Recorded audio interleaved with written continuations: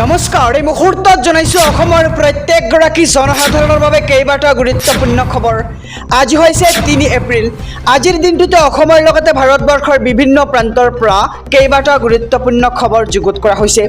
এই মুহূৰ্তত জনাইছো আজিৰ প্ৰথমটো খবৰেই ৰাজ্যবাসীৰ বাবে এটা ডাঙৰ খবৰ। পূৰ্বতকৈ অধিক হাৰত হ'ব ধুমুহা, বৰষুণ আৰু বজ্ৰপাত।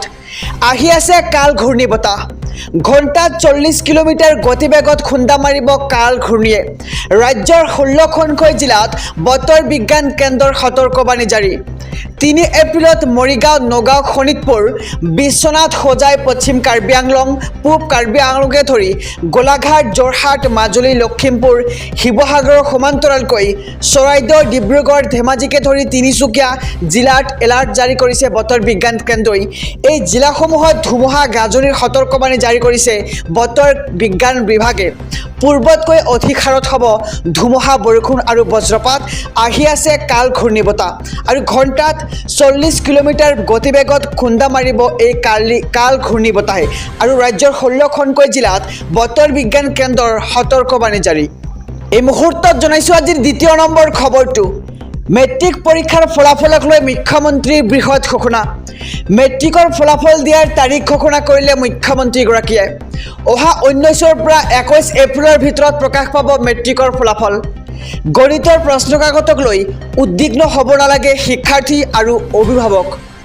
ইতিমধ্যে সকলো প্ৰস্তুতি সম্পূৰ্ণ কৰিছে শিক্ষা বিভাগে। সোমবাৰে শিক্ষামন্ত্ৰীয়ে ঘোষণা কৰিছিল ফলাফল প্ৰকাশৰ সময়। বিহুৰ আগে পিছে ফলাফল ওলাব বুলি কৈছিল শিক্ষামন্ত্ৰী ডক্টৰ ৰণোজ পেগু। মেট্ৰিক পৰীক্ষাৰ ফলাফলক লৈ মুখ্যমন্ত্ৰীৰ বৃহৎ ঘোষণা। মেট্ৰিকৰ ফলাফল দিয়াৰ তাৰিখ ঘোষণা কৰিলে এইবাৰ মুখ্যমন্ত্ৰী ডক্টৰ হিমন্ত বিশ্ব শৰ্মাই। আজিৰ 3 নম্বৰ খবৰটো। নিৰ্বাচনী প্ৰচাৰৰ মাজতে মুখ্যমন্ত্ৰী ডক্টৰ হিমন্ত বিশ্ব শৰ্মাৰ 8টা ডাঙৰ মন্তব্য ৰাজ্যবাসীৰ বাবে। মেট্ৰিক, হায়াৰ ছেকেণ্ডাৰী আৰু স্নাতকোত্তৰ শ্ৰেণীত নামভৰ্তি কৰা ছাত্ৰীসকলৰ বাবে ডাঙৰ খবৰ। প্ৰতিগৰাকী ছাত্ৰীৰ একাউণ্টত সোমাব ধন আৰু লাখ লাখ ছাত্ৰীৰ বাবে বৃহৎ সুবিধা আনিছে এইবাৰ চৰকাৰে। মেট্ৰিক পাছ কৰা ছাত্ৰীয়ে লাভ কৰিব 10,000কৈ টকা। স্নাতক শ্ৰেণীত নামভৰ্তি কৰিলে লাভ কৰিব 12,500 টকা। স্নাতকোত্তৰ শ্ৰেণীত নামভৰ্তি কৰিলে লাভ কৰিব 25,000কৈ টকা। আৰু সংখ্যালঘু অঞ্চলৰ নিবনুৱা যুৱক যুৱতী বিজেপিৰ প্ৰতি আকৃষ্ট হৈছে বুলি মন্তব্য কৰে ৰাজ্যৰ মুখ্যমন্ত্ৰীগৰাকীয়ে। বিজেপিয়ে ভাল কাম কৰি গৈছে আৰু কৰি যাব। য'ত য'ত মাথাউৰি নাই তাত মাথাউৰি নিৰ্মাণ কৰা হৈছে আৰু য'ত ৰাস্তা নাই তাত ৰাস্তা নিৰ্মাণ কৰা হৈছে বুলি মন্তব্য কৰে ৰাজ্যৰ মুখ্যমন্ত্ৰীগৰাকীয়ে। আৰু ভোট নিদিলেও আমি উন্নয়নৰ কাম কৰি যাম। 3 বছৰে বহু উন্নয়ন হ'ল আৰু উন্নয়ন হ'ব বুলি মন্তব্য কৰে মুখ্যমন্ত্ৰীগৰাকী। বিজেপিয়ে তালাক আইন আনিছে, বাল্য বিবাহ বন্ধ কৰিছে আৰু যুৱক যুৱতীয়ে বিনা পইচা চাকৰিও পাইছে বুলি মন্তব্য মুখ্যমন্ত্ৰীগৰাকীৰ। বহু বিবাহ বন্ধ হ'ব আৰু ডিফুত নিৰ্বাচনী প্ৰচাৰ চলাই এই মন্তব্য মুখ্যমন্ত্ৰী ডক্টৰ হিমন্ত বিশ্ব শৰ্মাৰ। নিৰ্বাচনী প্ৰচাৰৰ মাজতে মুখ্যমন্ত্ৰী ডক্টৰ হিমন্ত বিশ্ব শৰ্মাৰ 8টা মন্তব্য ৰাজ্যবাসীৰ বাবে। মেট্ৰিক, হায়াৰ ছেকেণ্ডাৰী আৰু স্নাতকোত্তৰ শ্ৰেণীত নামভৰ্তি কৰা ছাত্ৰীসকলৰ বাবে ডাঙৰ খবৰ। মেট্ৰিক পাছ কৰা ছাত্ৰীয়ে লাভ কৰিব 10,000কৈ টকা। অহা 8 এপ্ৰিলত 7 মিনিটৰ বাবে অন্ধকাৰ হৈ পৰিব পৃথিৱী।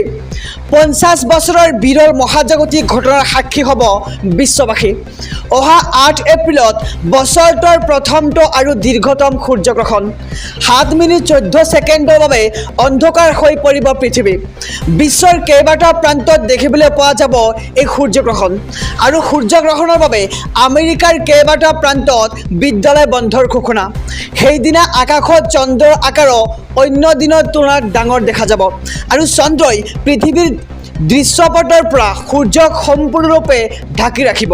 আৰু আমেৰিকা, মেক্সিকোসহ প্ৰশান্ত মহাসাগৰীয় দেশসমূহৰ পৰা এই সূৰ্যগ্ৰহণ দেখা পোৱা যাব। আৰু বিজ্ঞানীসকলৰ মতে 1973 চনত অন্তিমবাৰ এই গ্ৰহণ হৈছিল আৰু 14 দিনৰ ব্যৱধানত পৃথিৱীত 2টাকৈ বিৰল মহাজাগতিক পৰিঘটনা দেখিবলৈ পোৱা যাব। আৰু হোলীৰ দিনা অৰ্থাৎ 25 মে'ত বছৰটোৰ প্ৰথমটো সূৰ্যগ্ৰহণ।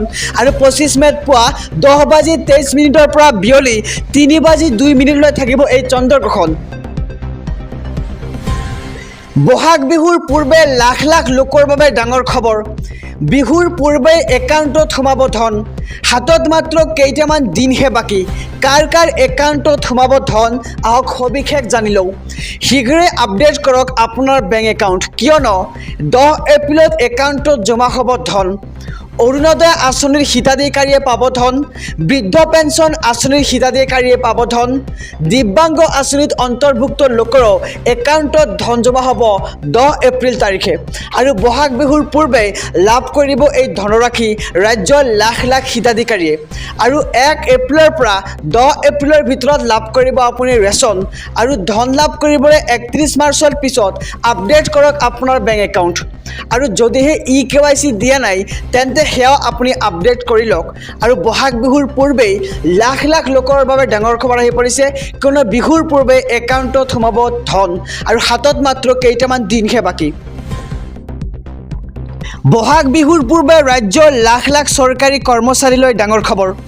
পেঞ্চনাৰসকলৰ বাবেও ভাল খবৰ দিলে এইবাৰ চৰকাৰে। চৰকাৰী কৰ্মচাৰীৰ মৰগীয়া ভাত্তা বৃদ্ধি কৰিলে 4%। এই ভাত্তা বৃদ্ধিৰ লগে লগে উপকৃত হ'ব পেঞ্চনাৰসকল। আৰু 4 লাখ ৰাজ্যিক কৰ্মচাৰী আৰু 3.5 লাখ পেঞ্চনাৰ উপকৃত হ'ব। আৰু এই বৃদ্ধিৰ সৈতে কৰ্মচাৰীসকলৰ মৰগীয়া ভাত্তা বৃদ্ধি হ'ল 50%। আৰু বহাগ বিহুৰ পূৰ্বে ৰাজ্যৰ লাখ লাখ কৰ্মচাৰীলৈ ডাঙৰ খবৰ। আমি খবৰটো জনাইছোঁ যে পেঞ্চনাৰসকলৰ বাবেও ভাল খবৰ দিলে এইবাৰ কেন্দ্ৰীয় চৰকাৰে। চৰকাৰী কৰ্মচাৰীৰ মৰগীয়া ভাত্তা বৃদ্ধি কৰিলে 4%। আৰু এই ভাত্তা বৃদ্ধিৰ লগে লগে উপকৃত হ'ব ৰাজ্যৰ লাখ লাখ পেঞ্চনাৰসকল। আৰু 4 লাখ ৰাজ্যিক কৰ্মচাৰী আৰু 3.5 লাখ পেঞ্চনাৰ উপকৃত হ'ব।